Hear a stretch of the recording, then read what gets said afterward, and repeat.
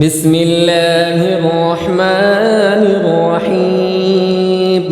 الرحمن علم القرآن، خلق الإنسان علمه البيان. الشمس والقمر بحسبان، والنجم والشجر يسجدان.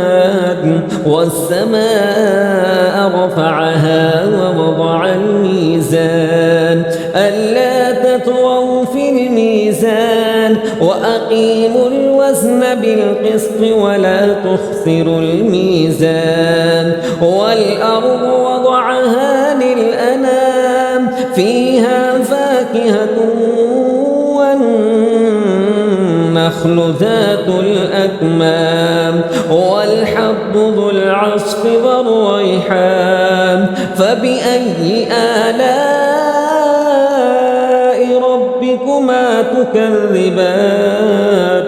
خلق الإنسان من صلصال كالفخار، وخلق الجان من مارج من نار. فبأي آلاء ربكما تكذبان؟ رب المشرقين ورب المغربين. فبأي آلاء ربكما تكذبان؟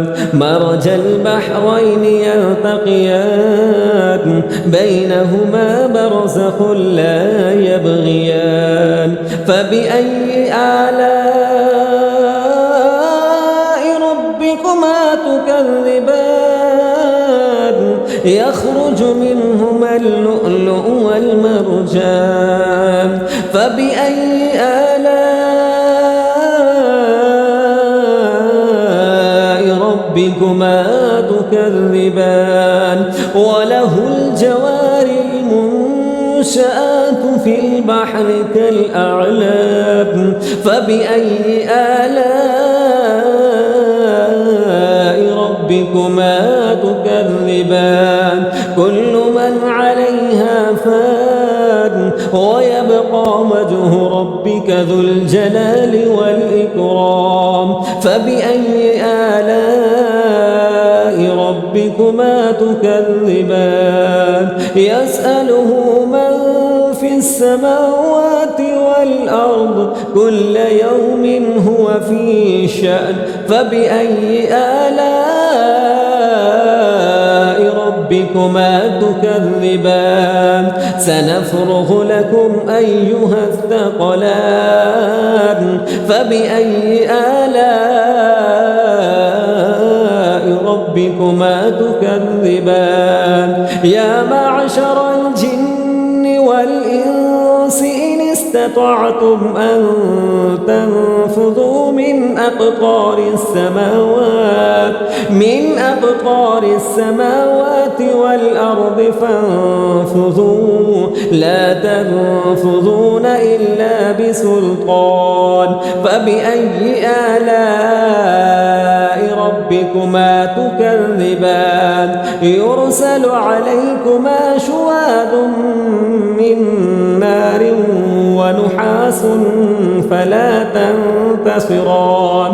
فبأي آلاء ربكما تكذبان؟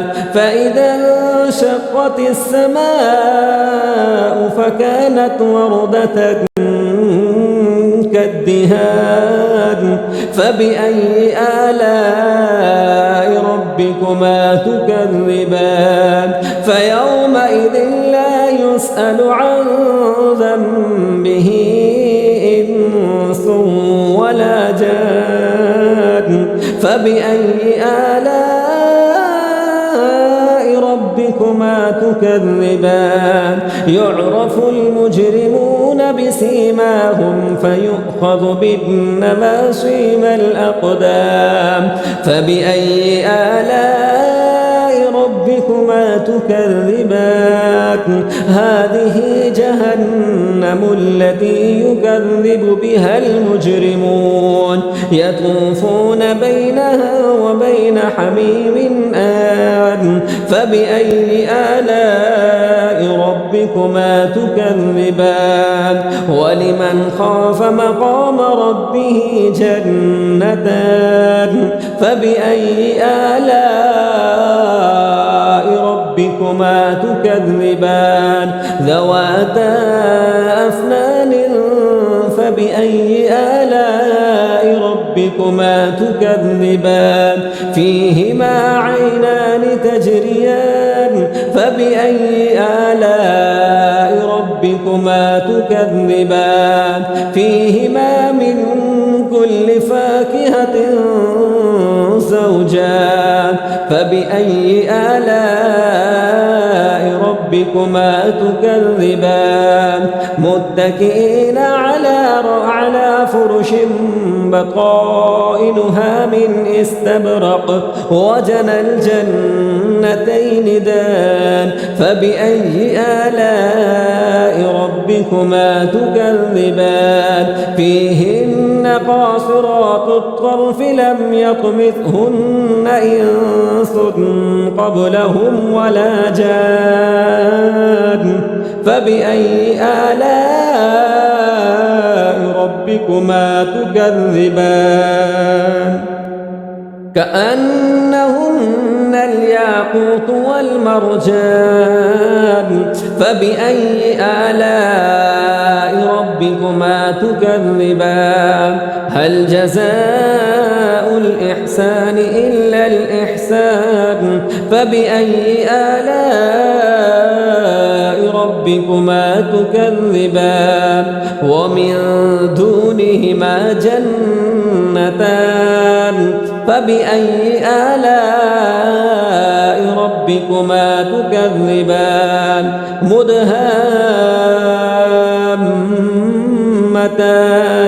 فبأي آلاء ربكما تكذبان فيهما عينان نضاختان فبأي آلاء ربكما تكذبان فيهما فاكهة ونخل ورمان فبأي آلاء ربكما تكذبان فيهن خيرات حسان فبأي آلاء ربكما تكذبان حور مقصورات في الخيام فبأي آلاء ربكما تكذبان لم يطمثهن إنس قبلهم ولا جان فبأي آلاء ربكما تكذبان متكئين على رفرف خضر وعبقري حسان فبأي آلاء ربكما تكذبان تبارك اسم ربك ذي الجلال والإكرام